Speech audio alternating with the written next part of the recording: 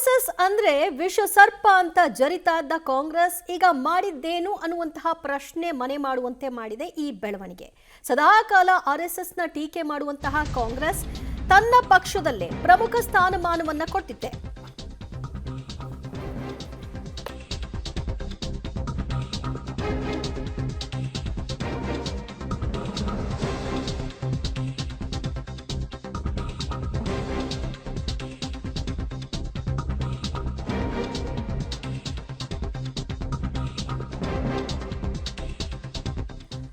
RSS ಅಂದ್ರೆ ವಿಶ್ವಸರ್ಪ ಎಂಬ ಹೋಲಿಕೆ ಮಾಡೋ ಮೂಲಕವಾಗಿ ಜರಿದಿದ್ದ ಕಾಂಗ್ರೆಸ್ ನಾಯಕರುಗಳು ಈಗ ಕಾಂಗ್ರೆಸ್ ಪಕ್ಷದಲ್ಲಿ ಮಾಡಿದಂತಹ ಈ ಬೆಳವಣಿಗೆ ಹಾಗಿದ್ರೆ ಏನು ಅನ್ನುವಂತಹ ಪ್ರಶ್ನೆಯನ್ನು ಹುಟ್ಟು ಹಾಕ್ತಾ ಇದೆ. ಸದಾ ಆರ್ಎಸ್ಎಸ್ ಬಗ್ಗೆ ಟೀಕೆ ಟಿಪ್ಪಣಿಗಳು ಕೇಳಿ ಬರ್ತಾ ಇದ್ವು.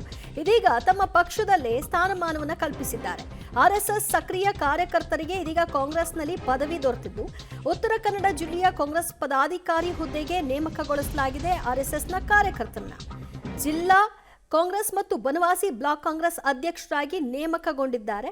ಬನವಾಸಿ ಬ್ಲಾಕ್ ಕಾಂಗ್ರೆಸ್ ಅಧ್ಯಕ್ಷರಾಗಿ ಸಿದ್ದವೀರೇಶ್ ಆಯ್ಕೆಯಾಗಿದ್ರೆ ಜಿಲ್ಲಾ ಕಾಂಗ್ರೆಸ್ ಜನರಲ್ ಸೆಕ್ರೆಟರಿಯಾಗಿ ರವಿ ಭಟ್ ಅವರನ್ನ ಆಯ್ಕೆ ಮಾಡಲಾಗಿದೆ. ಹಿಂದಿನ ಬನವಾಸಿ ಬ್ಲಾಕ್ ಕಾಂಗ್ರೆಸ್ ಅಧ್ಯಕ್ಷರಾಗಿದ್ದಂತಹ ಅಲ್ತಾಫ್ ಶೇಖ್ಗೆ ಈಗ ಕೋಕ್ ಕೊಡಲಾಗಿದ್ದು ಭಾರಿ ಅಸಮಾಧಾನಕ್ಕೆ ಇದು ಕಾರಣವಾಗ್ತಾ ಇದೆ.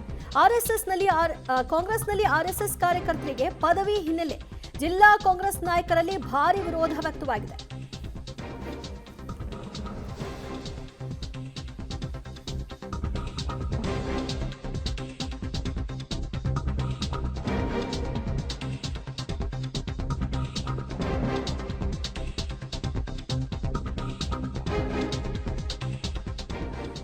ಕಾಂಗ್ರೆಸ್ನಲ್ಲಿ ಆರ್ಎಸ್ಎಸ್ ಕಾರ್ಯಕರ್ತರಿಗೆ ಪದವಿ ಕೊಟ್ಟ ಬೆನ್ನಲ್ಲೇ ಜಿಲ್ಲಾ ಕಾಂಗ್ರೆಸ್ ನಾಯಕರಲ್ಲಿ ಇದು ಬಹಳ ವಿರೋಧಕ್ಕೆ ಕಾರಣವಾಗ್ತಾ ಇದೆ.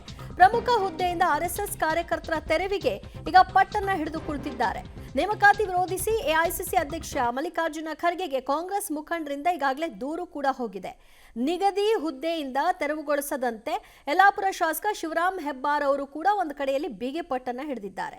ದೂರು ಬೆನ್ನಲ್ಲೇ ಬನವಾಸಿ ಬ್ಲಾಕ್ ಕಾಂಗ್ರೆಸ್ ಪದಾಧಿಕಾರಿಗಳ ಪಟ್ಟಿಗೆ ತಾತ್ಕಾಲಿಕವಾಗಿ ತಡೆಯನ್ನ ಒಡ್ಡಲಾಗಿದೆ.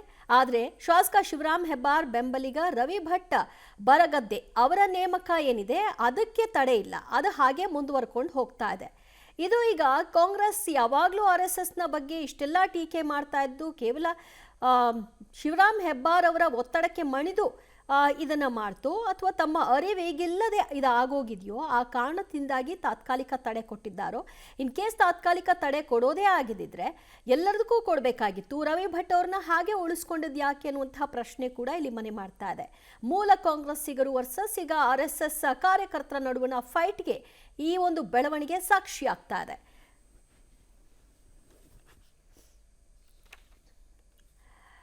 ಸದಾ ದಿನಕ್ಕೆ ಒಬ್ಬರಾದರೂ ಕಾಂಗ್ರೆಸ್ ನಾಯಕರು ಆರ್ಎಸ್ಎಸ್ ಬಗ್ಗೆ ಟೀಕೆ ಮಾಡದೇ ಇರುವಂತಹ ದಿನಗಳೇ ಇಲ್ಲ. ಅಂತಹದ್ರಲ್ಲಿ ಇಂತಹದೊಂದು ಭಾರಿ ಬೆಳವಣಿಗೆ ತಮ್ಮ ಪಕ್ಷದಲ್ಲೇ ಆಗುತ್ತೆ ಅಂತ ಅಂದಾಗ ನಿಜವಾಗ್ಲೂ ಇದು ಒಂದು ರೀತಿ ಉಬ್ಬೇರಿಸುವಂತಹ ಒಂದು ಬೆಳವಣಿಗೆ ಅಂದ್ರೂ ಕೂಡ ತಪ್ಪಾಗಲ್ಲ. ಇದೇ ವಿಚಾರವಾಗಿ ಈಗ ಸದ್ಯ ಭಾರಿ ಗೊಂದಲಕ್ಕೆ ಎಡೆ ಮಾಡಿಕೊಟ್ಟಿದ್ದು ಈ ವಿವಾದದ ಬೆಳವಣಿಗೆ ನಂತರದ ದಿನಗಳಲ್ಲಿ ಯಾವ ರೀತಿಯ ತಿರುವುಗಳನ್ನ ಪಡ್ಕೊಳ್ಳುತ್ತೆ ಅನ್ನೋದನ್ನ ನೋಡಬೇಕು. ಸದ್ಯಕ್ಕೇನೋ ತಾತ್ಕಾಲಿಕವಾಗಿ ತಡೆ ಹಿಡಿದಿದ್ದಾರೆ, ಆದರೆ ಕೆಪಿಸಿಸಿ ಅಧ್ಯಕ್ಷರ ಗಮನಕ್ಕೆ ಬಾರದಂತೆ ಇದಾಗಿದೆಯಾ ಅಥವಾ ಅವರಿಗೂ ಕೂಡ ಪೂರ್ತಿಯಾದಂತಹ ವಿವರವನ್ನ ಕೊಡದೆ ಇದನ್ನ ಮಾಡಿದ್ದಾರಾ? ಈಗೇನು ಹೇಳ್ತಾರೆ ಕೆಪಿಸಿಸಿ ಅಧ್ಯಕ್ಷರು ನೋಡಬೇಕು. ಮತ್ತಷ್ಟು ಮಾಹಿತಿ ಪಡೆಯೋಣ ನಮ್ಮ ಪ್ರತಿನಿಧಿ ನವೀನ್ ಸಾಗರ್ರಿಂದ. ನವೀನ್ ಸಾಗರ್, ಕಾಂಗ್ರೆಸ್ನಲ್ಲಿ ಆರ್ಎಸ್ಎಸ್ ಕಾರ್ಯಕರ್ತರು ಅನ್ನೋದನ್ನ ಊಹೆ ಮಾಡ್ಕೊಳ್ಳೋಕ್ಕೂ ಸಾಧ್ಯ ಇಲ್ಲ. ಯಾಕಂದ್ರೆ ಆ ಪರಿಪ್ರಮಾಣದಲ್ಲಿ ಕಾಂಗ್ರೆಸ್ ನಾಯಕರು ಆರ್ಎಸ್ಎಸ್ನ ಜರಿತಾ ಬಂದಿದ್ದಾರೆ ಪ್ರತಿದಿನವೂ ಕೂಡ. ಈ ಬೆಳವಣಿಗೆ ಯಾಕಾಯ್ತು, ಹೇಗಾಯ್ತು?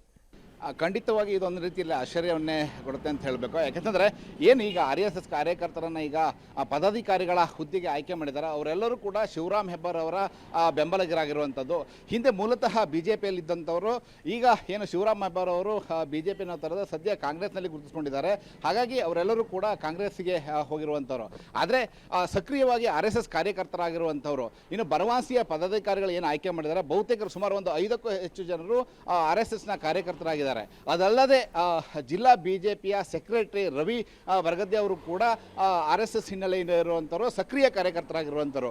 ಇಂಥವರಿಗೆ ಈಗ ಪದಾಧಿಕಾರಿಗಳ ಹುದ್ದೆ ಕೊಡಲಾಗುತ್ತೆ, ಉನ್ನತ ಹುದ್ದೆಗಳನ್ನು ಕೊಡಲಾಗ್ತಾ ಇದೆ. ಆದರೆ ಮೂಲ ಕಾಂಗ್ರೆಸ್ಸಿಗರನ್ನ ಉತ್ತರ ಕನ್ನಡ ಜಿಲ್ಲೆಯಲ್ಲಿ ಒಂದು ಅವರನ್ನು ನಿರ್ಲಕ್ಷ್ಯ ಮಾಡಲಾಗ್ತಾ ಇದೆ. ಅವ್ರು ಯಾರಿಗೂ ಕೂಡ ಸರಿಯಾದ ಹುದ್ದೆ ಕೊಡ್ತಾ ಇಲ್ಲ.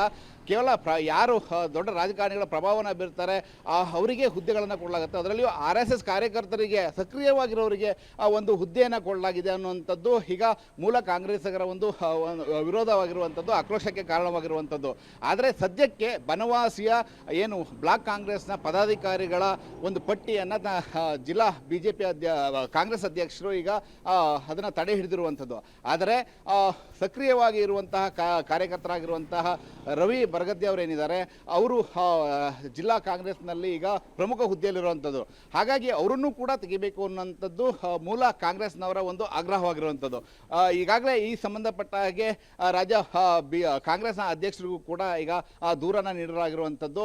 ಒಂದು ವೇಳೆ ಅವ್ರು ಯಾರನ್ನೂ ಕೂಡ ತೆಗೆದೇ ಮತ್ತೆ ಮುಂದುವರೆದರೆ, ಈಗ ತಾತ್ಕಾಲಿಕ ಪಟ್ಟಿಯನ್ನು ಮತ್ತೆ ಮುಂದುವರಿಸಿದರೆ ತಾವು ಉಗ್ರ ಪ್ರತಿಭಟನೆಯನ್ನು ಮಾಡುವಂತಹ ಎಚ್ಚರಿಕೆಯನ್ನು ಮೂಲ ಕಾಂಗ್ರೆಸ್ಸಿಗರು ನೀಡಿರುವಂಥದ್ದು. ದಿವ್ಯಾ, ಥ್ಯಾಂಕ್ ಯು ನವೀನ್ ಸಾಗರ್ ನಿಮ್ಮೆಲ್ಲ ಮಾಹಿತಿಗೆ. ತತ್ವ ಸಿದ್ಧಾಂತವನ್ನು ಒಪ್ಪಿ ಬರುವುದಾದರೆ ಯಾರು ಬೇಕಾದರೂ ಪಕ್ಷಕ್ಕೆ ಬರಬಹುದು ಅಂತ ಹಿಂದೆ ಹಲವು ನಾಯಕರುಗಳ ಎಂಟ್ರಿಗಳಿಗೆ ಈ ಮಾತುಗಳನ್ನು ಆಡಿದರು. ಅದೇ ಮಾತು ಈಗ ಕಾರ್ಯಕರ್ತರ ಸೇರ್ಪಡೆಗೂ ಕೂಡ ಅನ್ವಯ ಆಗುತ್ತಾ ಅನ್ನುವಂತಹ ಪ್ರಶ್ನೆ.